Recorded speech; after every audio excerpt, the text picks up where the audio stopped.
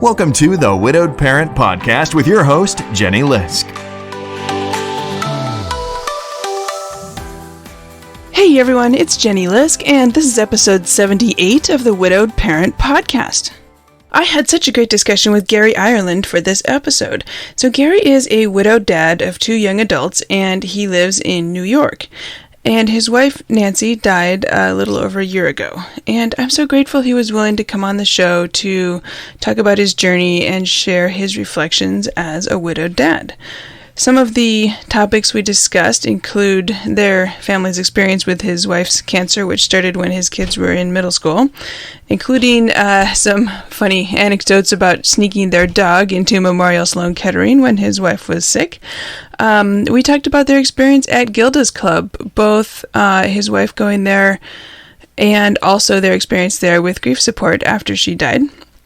And we talked about their family project of advocating for the full inclusion of girls in the Boy Scouts of America, which his daughter is very involved in, and how this work carries on his wife's legacy in his kids. And we talked about spending time with his young adult kids during this pandemic. So I hope you enjoy my discussion with Gary Ireland. Hey, so I'm really excited to tell you guys about my partnership with BetterHelp to support this podcast. And the reason that I'm really excited about it is that I think it is a terrific opportunity and a really great fit for listeners of the podcast. As we all know, grief it's tough, and raising kids alone is tough. And sometimes it can be really hard to find a therapist who is nearby, who has openings. Therapy can be expensive. It can be hard to find someone with the right specialty, particularly if you're not maybe close to a major metro area. There might just be limited availability. So I wanted to tell you guys about BetterHelp. You can talk to a licensed professional therapist online, anytime, anywhere. There's a secure portal. You can have video conferencing. You can send text type messages back and forth. It's a monthly subscription model, so you can have a meeting every week. You can message unlimited messaging. It's really a terrific option. So to learn more about it, and special offer for my listeners to get 10% off your first month, you can just go to betterhelp.com/widowed parent. So that's BetterHelp, HELP.com/widowed parent. I hope you'll check it out, and I hope that's a useful resource for you. And now to today's guest. My guest today is Gary Ireland, who is joining us from his home in Bridgehampton, New York. Gary is an employment attorney and a civil rights advocate, and he is also a widowed dad of 2. Gary, welcome to the show. Thanks for having me, Jenny. I'm really grateful to be here.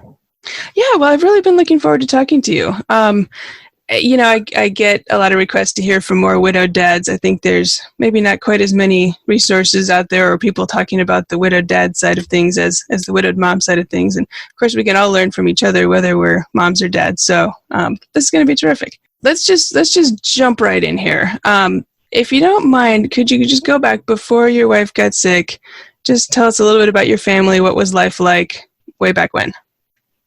We're in New York. We live right in Manhattan, and I moved in with my wife 27 or 28 years ago, and she wasn't my wife then, and we live in this little idyllic setting. I love it. We're in Stuyvesant Town, which is a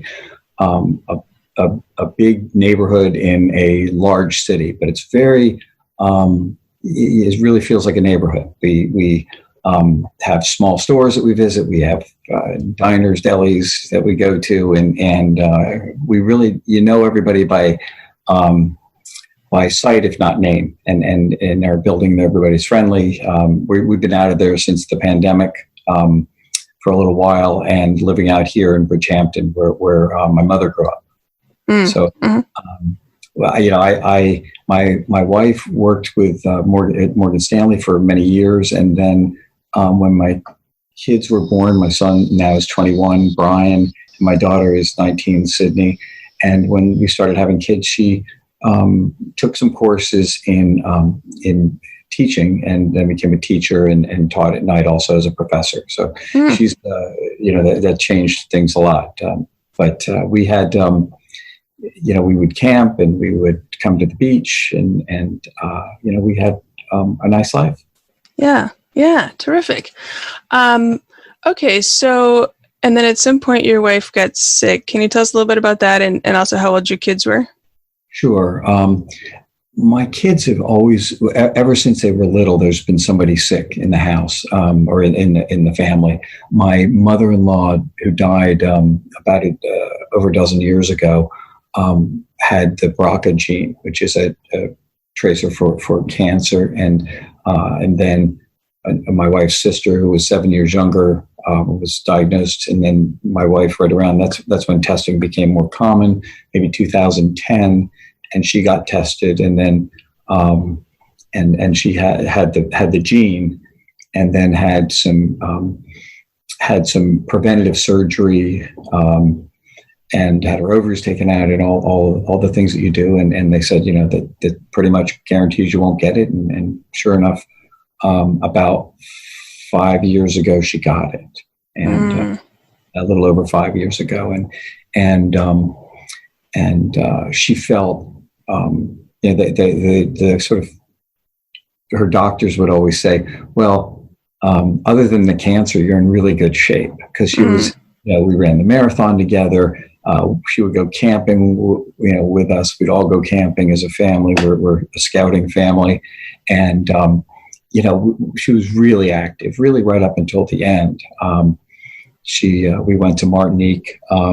She died in May of 2019, and the winter before that, we were in Martinique with cousins, and she was at the beach, and it was not easy, but I didn't see things changing, because you're in the middle of it, and certainly she pushed herself and worked even during that time up until right until the end. She worked as taking care of kids individually and teaching classes at night.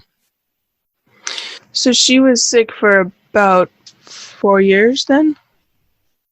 4.5 years, yeah. It was a long time. We didn't really notice it. I switched around my practice. She would get chemo on Fridays for most of that time, or certainly seemed like it anyway. And I would, just reschedule things so I wouldn't have. I'm an attorney, employment attorney, and I wouldn't work on Fridays generally, because that would be our day to go in. And she had 3 friends that would meet us on Fridays for chemo, and I was sort of the interloper. They had known each other since college, and I got to know them. They're really dear friends of mine now. And now when they go out to dinner, I get nobody goes out to dinner now, but certainly before the pandemic, they'd invite me out to dinner with the girls. It was really fun. That's terrific. Celebrated it, and we bring in food, and Nancy could hold court when she was getting her chemo, and it was actually, we celebrated it, to the best we could. And then sometimes the kids would come in. Well, speaking of your kids, so it sounds like your daughter was maybe around 13 or 14 when she got sick, and your son was a little bit older? Yeah. So they were in middle school when she got sick. And it was unfortunately, that's a lot of the family gets sick. So they both were familiar with what it's like. Because when they were very young, we would go over to their grandmother's house, and Nancy would be taking care of Barbara, my mother-in-law, and the kids would be playing in the backyard, or we'd go out to, I don't know, wash the car or whatever we would do. And that was kind of when they were very young. So we're familiar with this really horrible disease, and trying to make as many great memories as possible. At least looking back on it, I certainly wasn't cognizant of that when I was going through it, but I think that's somebody with a better plan than I had was probably thinking about. It sounds like, because I think some people wonder, if a parent is sick, how honest should you be with the kids, or how much should you try to be open versus concealing or trying to hide it from them or whatever. It sounds like you guys were pretty open about illness in general and kind of including the kids in what was going on. Yeah, I mean, to the best of our ability, I right up until Nancy's passing, even when we went out on hospice, we were looking at alternative treatments, and we were going to head out to Flushing, Queens, to look at this, to speak to this really famous acupuncturist, and that was referred to us by our acupuncturist, who's pretty famous, but not in treating cancer patients. And Nancy was so positive about. I remember going into her and talking to her about this alternative medicine, and she's pretty beaten up and laying in bed, and she's like, well, I see her face light up, and she's like, well, should we go? And I was like, well, we're just sort of sitting here, why not give it a shot? And so we we're ready to go, but that, unfortunately, she never made it out there. But it was, for us, I think a lot of people might view that as, well, you're just not being realistic. For us, hope was the what we clung to. But I certainly clung to it like I probably was a fool, but I wouldn't change it for our family anyway. And so she died a little over a year ago, and your kids were then, like 18 and 20 or something? Right. My daughter was just graduating high school, so it was May. So she graduated in June or late May, and then my son was at college at University of Toronto. We felt we spent the month before that, maybe a little longer, before we came home and we went back in the hospital. And since we're a camping family, we had our pads that you blow up, and we had our sleeping bags, and we really had, we'd bring in food, and people would come through the hospital. And I have a picture of, there was one point where she was not feeling well, and we had to wear the full gowns and the masks and the headdress, the whole thing, we snuck our dog Scout in there. And wait, you snuck your dog? You guys are fully masked head to toe, and you got the dog in somehow? Right. So I have a picture of everybody's in their masks with their headdresses it all on, and the dog is sitting on the bed, and they were. It really lifted her spirits. I suppose I could have taken her out earlier, but you have to figure what's important. Yeah, and that was so important. Having Scout on her bed, she's sort of about 2/3 the size of a lab, same markings, white paws, white chest, and just a lovely dog, and wanted to sleep on the bed with hospital beds are not big, and so you contort around this loving dog, and she didn't leave her until we would take her out in the morning for a walk, and then at night we'd bring her in. We finally got her registered as a service dog, but online one night, one of the guards suggested that maybe that would be a good idea. But we brought her in for a month. That was the my daughter, who's a scout and really the face of girls in the Boy Scouts, got this prize from Bidewee, which is a pet adoption, and she had done her Eagle projects there, 2 of them, and they in June of last year, right after Nancy's passing, they held their annual gala event, and Sydney was being honored. So we had. She talked about how much having the dog in the hospital on the bed, to squeeze and to love and to, and I ended up bringing a Scout up onto the stage. She's like, Dad, come on up. And so I brought Scout up on stage, and she's talking and just telling, just like I'm talking now, and telling about how this animal brought so much joy to, obviously you can see me smiling, so it wasn't just Nancy, but it brought it to all of us. And we'd have, a lot of the staff coming in and even the doctors that, if you have a dog, it's a big draw. But every once in a while in the middle of the night, we'd hear it happened twice that I can remember. There'd be like a kind of a scream and a panic where somebody didn't get the message that there was a dog in the room. So they'd go to take, some vital signs, and the dog would, sit up in the bed. And I guess that's a little jarring. Yeah, you're just expecting the patient that you're coming to take the vital signs, and all of a sudden this gigantic... We've already got, a floor full of Ireland family members. And they're stepping over you guys with the camping mats. Right. And huh. So it was really, Memorial Sloan Kettering was really good to us. And it was obviously horrible, tragic, right? The worst thing that can happen, yet it was also beautiful and really. Well, and what good memories too, and to be able to tell those stories as a family and remember those times of sneaking the dog in. I mean, that sounds kind of, I don't know, exciting because it's a little contraband, like, oh, we snuck the dog in. Right. I remember the first time we did it, my daughter goes, "Are we going to get away with this?" or something to that effect. And I said, just choke up on her leash and walk fast towards and go towards the service elevator. There's a bank of elevators. I go to the back one and I'll talk to the guard. But we didn't get too far in. And somehow we ended up getting through. But I think it was sort of a willful blindness on his part, rather than us being clever. So they're probably still telling stories too. Remember that family that brought that dog every night for a month? But it certainly surprised people to have, they have some dogs that come around, but usually not ones that come in. She was our contraband dog. That's awesome.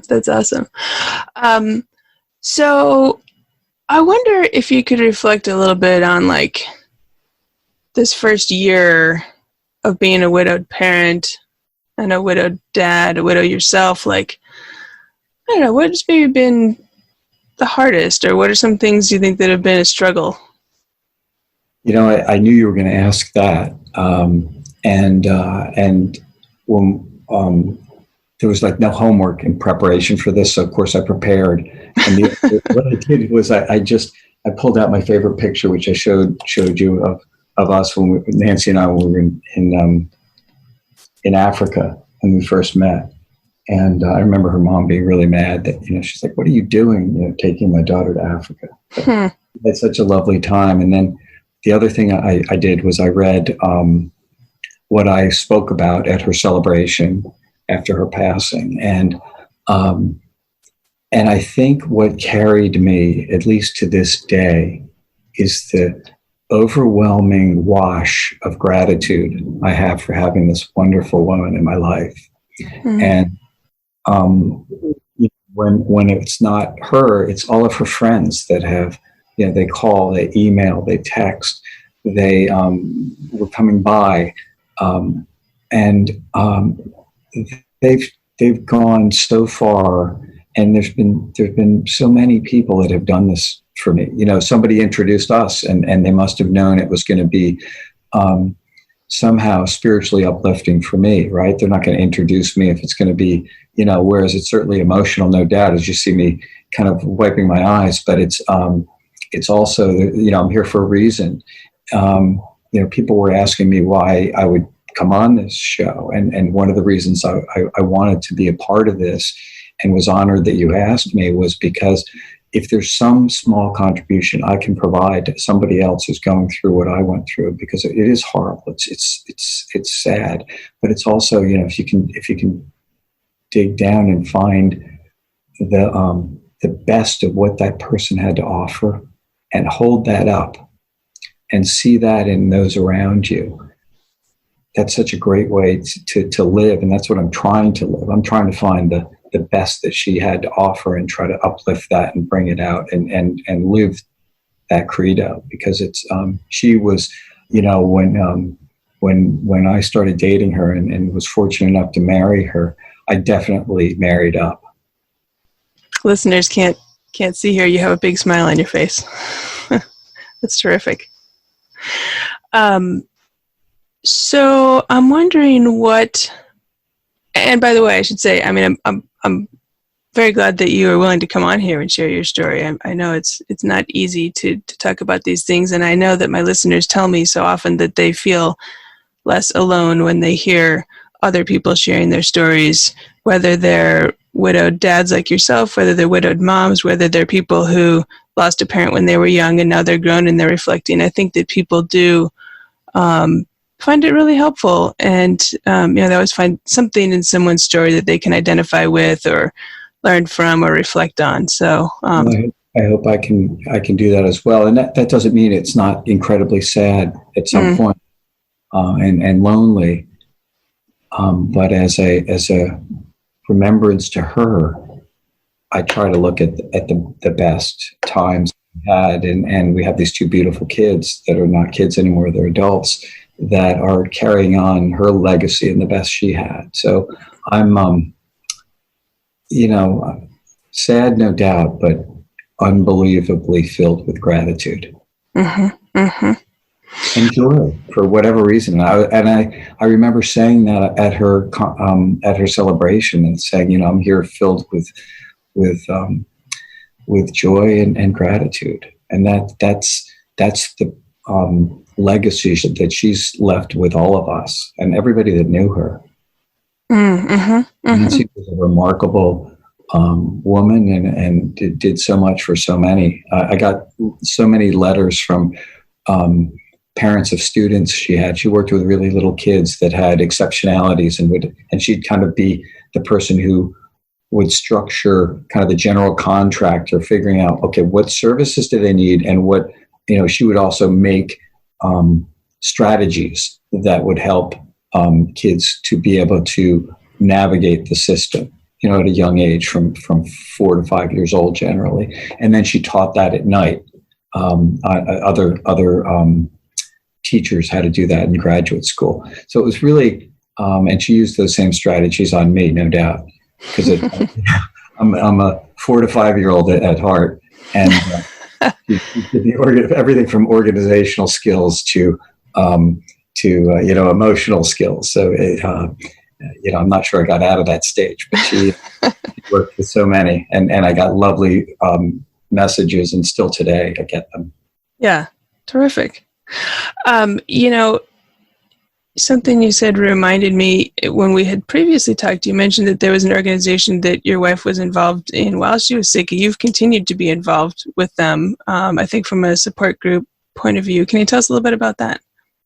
I used to drop Nancy off. Sometimes she would go on her own, or depending on how she felt, or I'd drop her off. But early on, she found a group called Gilda's Club, which is absolutely tremendous. And when we'd take my son up to Toronto, our thing was to go to the comedy club up there, and that was the comedy club where Gilda Radner started, I guess. And they would always have kind of a bucket that would go around, and it would go to Gilda's Club, and we've been going up there for years because my daughter's a Canadian Scout. So even before she got sick, so we would go to this comedy club, and then it meant more, obviously, once Nancy became sick, and we realized what they did exactly. We knew it was an important organization, but we didn't know how personally it would touch us. But they really have been so great to Nancy. They had like a support group, and it would be both for emotional support, and then it would also seem to focus on best practices. The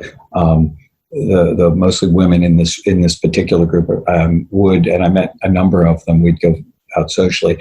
They would discuss, this is good for whatever the ailment might be, or there's a new study out, you might want to try to get into that study. These doctors work best in this area, and our particular group was near our home on Houston Street in Manhattan, and I think that's the original one, but I'm not sure. Actually, the head of the organization in New York spoke at Nancy's celebration, and it was just, they're so kind, and I recommend anyone that's going through. It's for the entire family. Nancy started there, but since then, my son has gone a little bit. I go every week. Actually, it's tonight. There's a group, you just reach out to Gilda's Club, and if you've got cancer related issues, especially if you've got kids, or they've got something for the entire family, and I know Nancy put when we were working on figuring out who to donate money to. She said, one of the schools my daughter went to, Nightingale, and then this Gilda's Club was just right up there, because they've done. I go there now every week, virtually, and they do so much for so many, and are uplifting. They literally save lives, because you have to keep your head in such a positive state. At least with Nancy, she wouldn't allow. She told me as I was going, like, she was looking out for me. She said, if you need to, if I'm not around, make sure that you stay with positive people. And these people at Gilda's Club are absolutely positive. And there's a reason I ended up there. I ran into somebody who I knew from, Nancy worked at the Bank Street School in New York, and I met one of the other parents, and she said, who also worked at Gilda's, and she said, you should really go over there. And because I always thought it was for more the patient. And she said, no, you should go over there. And I'm so glad I did.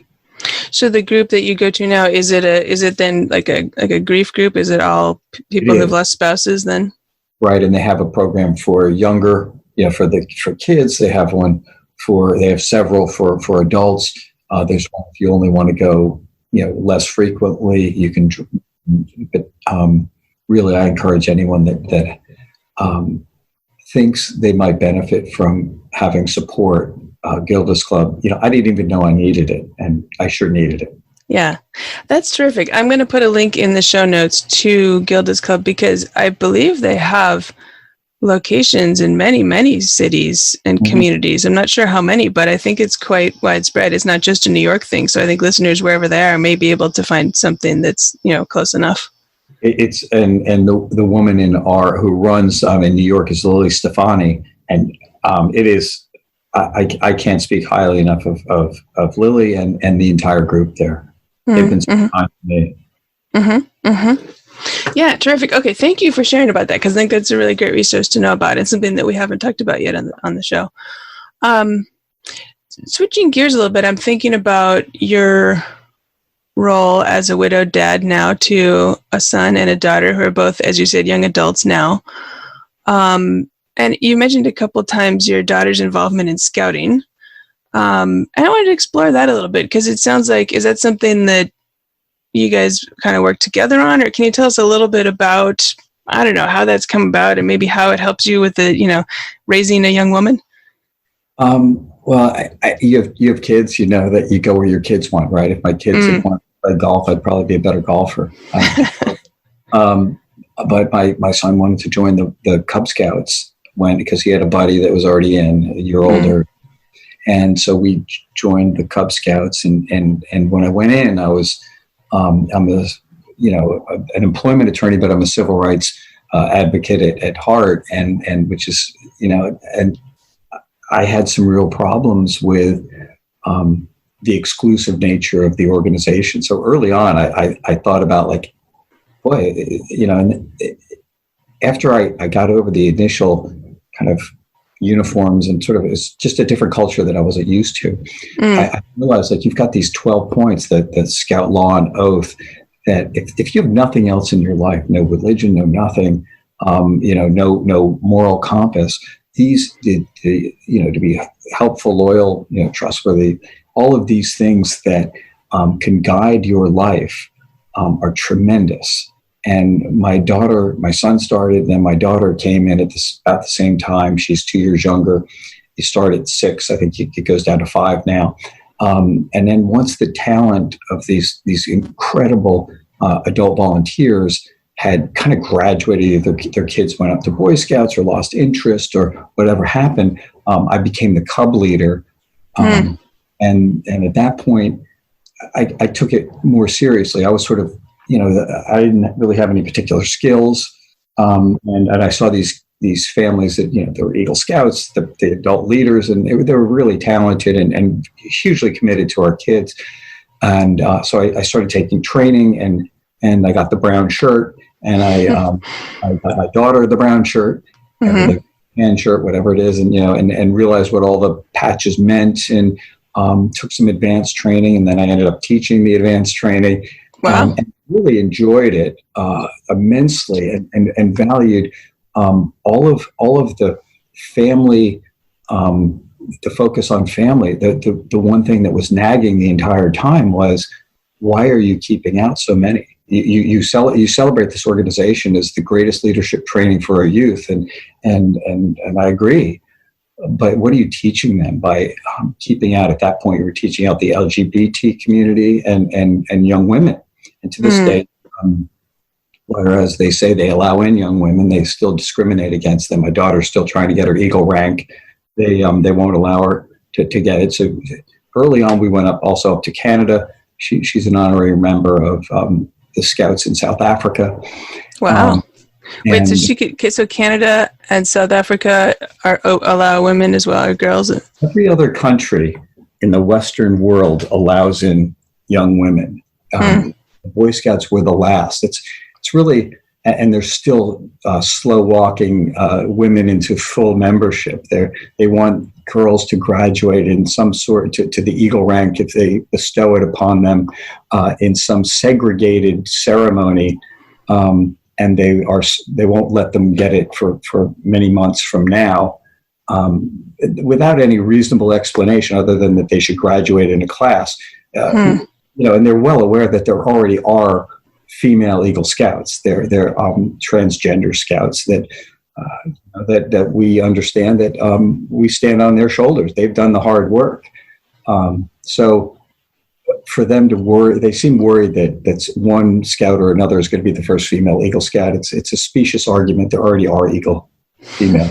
I hope that these men, because if you look at the boards of directors, it's pretty male, and it's pretty Caucasian male, and I'm hoping that they can quickly turn themselves around, because it's also a dying organization with all the lawsuits and the irresponsible behavior. I think they really need to get females on their board of directors, and they need to embrace every child. Every child should get the same treatment. They shouldn't be slow walking girls to the highest rank just because they can. And that's what's going on. I'm in New York, which is one of the more progressive areas of the country for women's rights, and they're still doing the same thing. They're as a matter of fact, the elected officials, the members of Congress, Carolyn Maloney, and our state assembly member, Harvey Epstein, and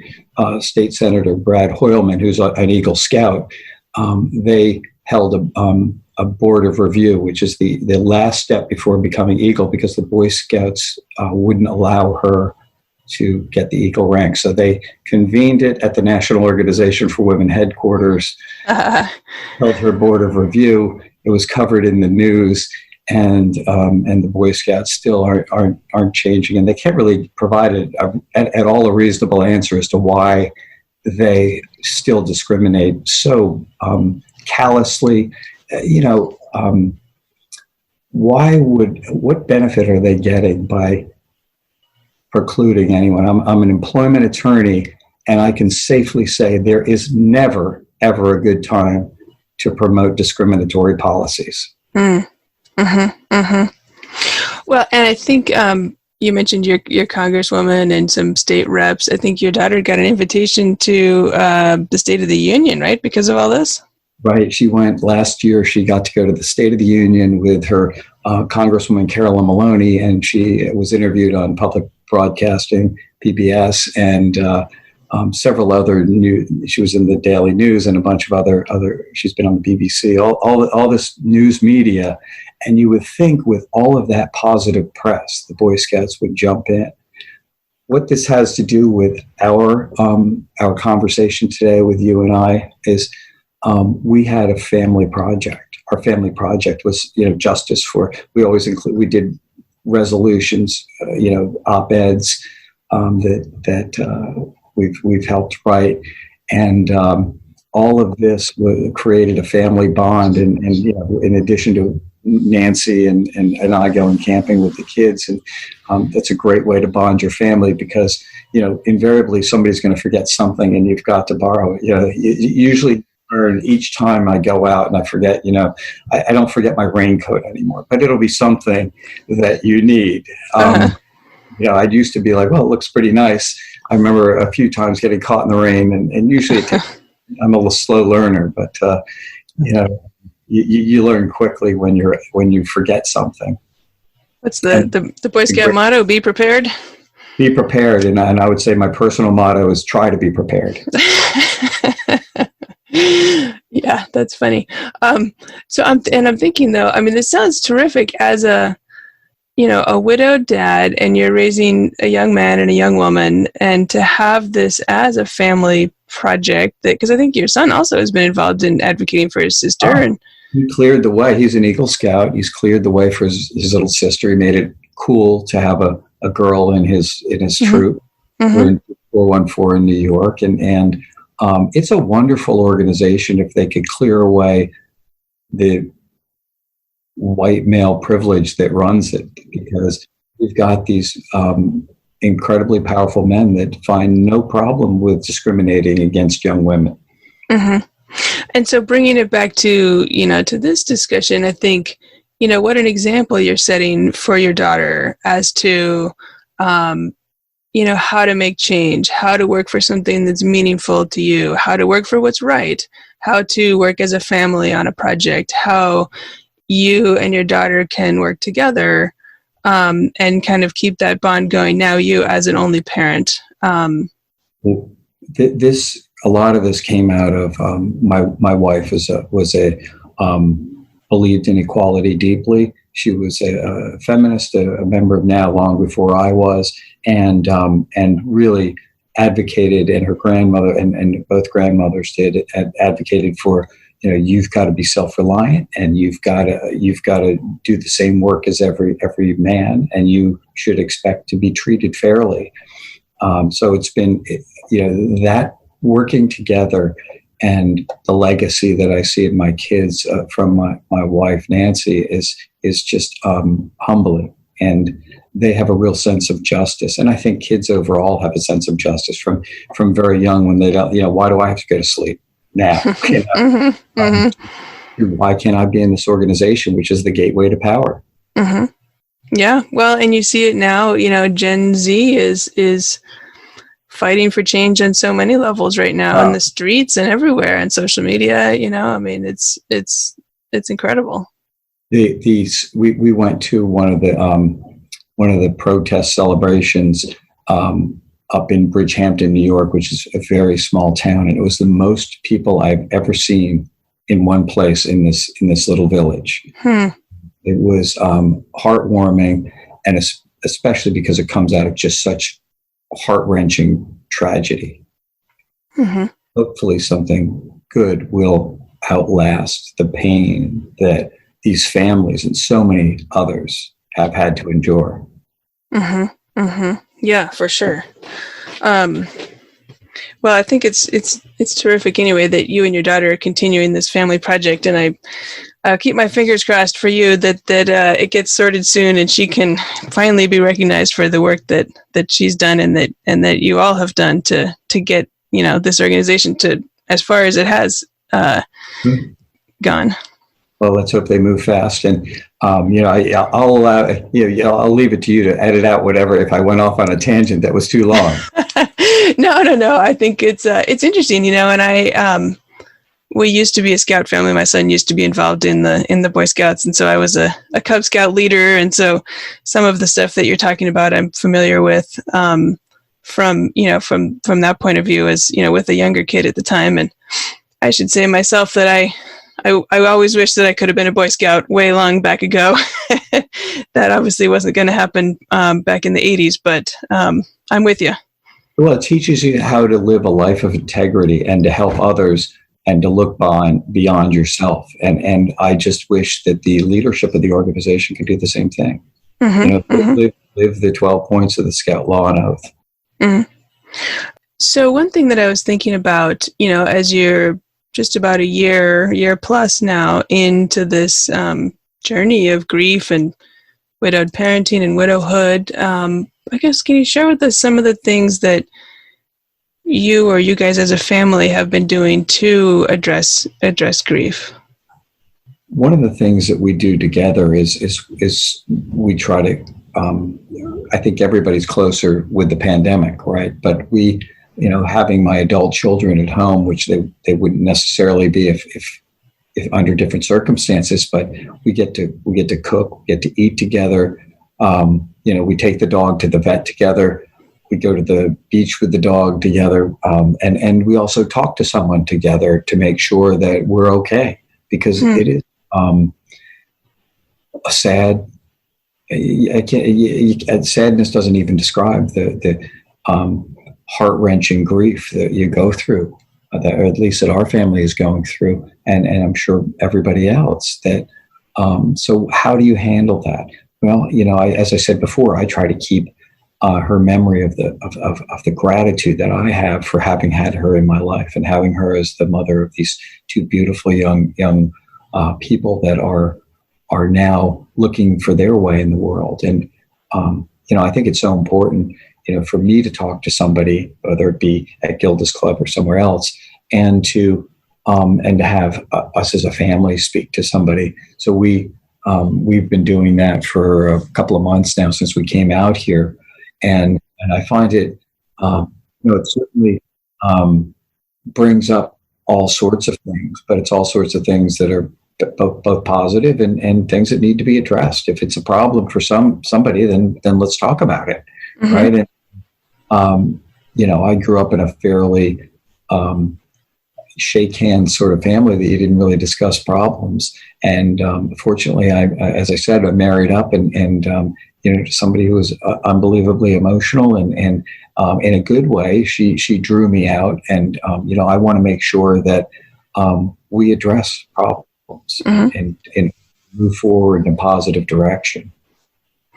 That's terrific. But that your kids are willing to participate in that as a family with you and have those discussions. I think not all teenagers or young adults would be, willing to participate. Well, we know we have to come together once a week for that, but we're also together almost every night for dinner, and sometimes we also need our space, right? So we'll go out, do our own thing on our own, or it's a balance, because during a pandemic you're not hanging out with other people, and you're not doing things that other teenagers and young adults would do. I'm trying to both give them their space and keep them really close. I think you and I had talked a while back, and I think on that night you were preparing for a family yoga. Are you guys still doing that? We're doing it on occasion, and we're reinvigorating it. We're doing yoga at night, and then in the morning we were doing this kind of Pilates, which is sort of Pilates with your high school gym teacher kind of routine. It's really fun. So I think for us, mental, spiritual, and emotional health are so important. But I enjoy my time with them, and we have our mats, and it's not pretty, at least for me. But of course, that's not the point, right? I mean, you're getting together, you're moving your body, you're doing something together as a family. So that's terrific. And even the dog comes in and does she's really strong on the downward dog. Oh, I love it. And just thinking about here, I wonder if you guys have had any I don't know, you're thinking about like anniversaries, birthdays, holidays, like any kind of observations. Did you guys have you, I guess you'd probably just celebrated the 1 year, Nancy's 1 year death anniversary. Did you guys do anything interesting? We did. We were together. We had her birthday on the 19th of March. We had, Mother's Day. We had, on the 16th of May was when she passed. And I don't think we certainly observed those and celebrated her life. We're not as tethered to dates as maybe some other people. So we, at least I'm not, and I think the kids are the same way. We certainly, celebrate what she's meant to us and what she's given to us during, the holidays. Listen, it's not easy, and I don't have any answers other than my experience. Mm-hmm. And so we talked about stories during her birthday, and it was amazing because we had been talking. The one thing that comes to mind is, I guess it was 2 years before she passed away. She talked to me about getting a dog, and I said, well, our daughter was the one that really had been pushing for a dog. She'd volunteered her, and we'd walked dogs for years since she was about 2. And I said, I'll talk to her. And she goes, no, I want the dog. I was like, all right, well, then it's just a question of which dog. And, I see, the joy that this animal brought to us while she was living, and to this day is amazing. And like most families with pets, we have 3 cats too. You project a lot. What are they thinking? What are they doing? Well, who knows? But we do some heavy projecting, and usually positive. So, I for our family, getting the dog was really so important, and so everything from sneaking the dog in Memorial Sloan Kettering, and hope they're not upset to this day, but they've managed to get over it. If there was any anger before, it really fulfilled a lot of things and filled up a big hole. There's nothing. Nancy was the soul of our family, and there's no getting around that. But the fact that she had to leave us, she left something that was so much more important than her physical being. She left the legacy of our kids and all the goodwill that surrounds that, and all of the people she touched, and I can only hope that I can live a life of service, much like she did, in giving myself in some small way. I don't expect that I'm going to be able to, live up to her expectations, but I'll do the best I can. Yeah, I love that. What a lovely tribute to Nancy. I think we could keep talking about this all day, but I think actually we should leave it there. So I'll ask you one wrap-up question, if you don't mind. I always ask my guests, if you could say one thing to newly widowed parents, what would you say to them? Be gentle, and I can't just leave it at that. Okay. But I talked about it before. Find the best in the person that has moved on, and really pay tribute to that. We were in a really good place. And I feel so fortunate, and as I said, grateful and filled with joy. But even if it was a different place, find the best in that person and carry that forward. Mm-hmm. Well, terrific. I think that's a great place to end. So my guest today is Gary Ireland, who is a widowed dad in New York, and he's an employment attorney and a civil rights advocate. And so, Gary, if listeners are interested in connecting with you, what's the best way to do that? You can reach me at Gary@IrelandLaw.net, Gary@IrelandLaw.net, or my cell phone is 917-743-3046. You can text me. Well, gosh, that's a very generous offer. Thank you. This was really nice, Jenny. Thank you so much for having me. I'm honored to be here, and I didn't expect to yammer on so much. I hope I was somewhat helpful. I'm really touched. Oh, well, thank you. This has been terrific, and thank you. Thank you so much for speaking with me today. Support for this podcast comes from BetterHelp. You can talk with a licensed professional therapist online, anytime, anywhere. Visit betterhelp.com/widowedparent to learn more and get 10% off your first month. That's BetterHelp, HELP.com/widowedparent. I hope you'll check it out. I hope you enjoyed my interview with Gary Ireland as much as I did. You can find show notes and all the links at widowedparentpodcast.com. Look for episode 78. And today, a great big shout out to my listeners all over the world, no matter where you are. I was just looking at the stats here and see that there are now listeners in 56 countries, if you can believe it. The newest one is Saudi Arabia. Somebody within the last few weeks checked it out from there. But 56 countries and all 50 U.S. states and the District of Columbia. So welcome. I am very glad you're here, and please do reach out and let me know if there are any resources in your communities that I should be aware of. So in other news, I'm currently heads down on finishing the rewrites and the revisions of my memoir. I'm trying to get the manuscript off to the editor in about a week and a half. So it's a good thing that I seem to like deadlines, because I feel like it's getting down to crunch time.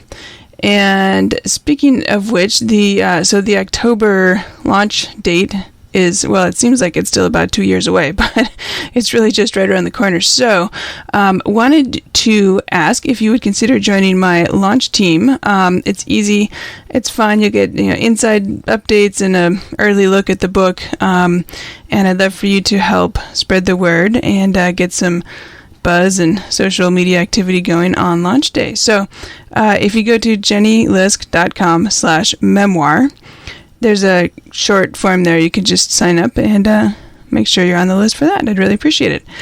And so I wanted to share with you guys today, I've been working on these revisions, and I wanted to give you a sort of a sneak peek. I changed the opening sentence.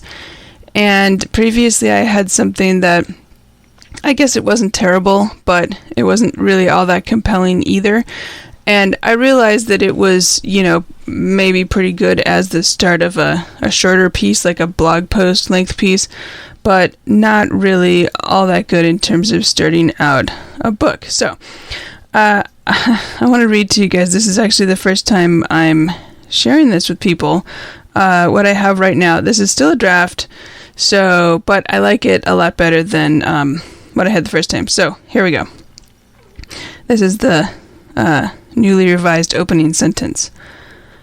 When you finally arrive home on a Friday evening, one kid in tow, the other successfully deposited with the Boy Scouts for the weekend, and your 40-something-year-old husband has a funny look on his face, your first thought is unlikely to be, this time next year, I'll be a widow, raising 2 grieving kids alone.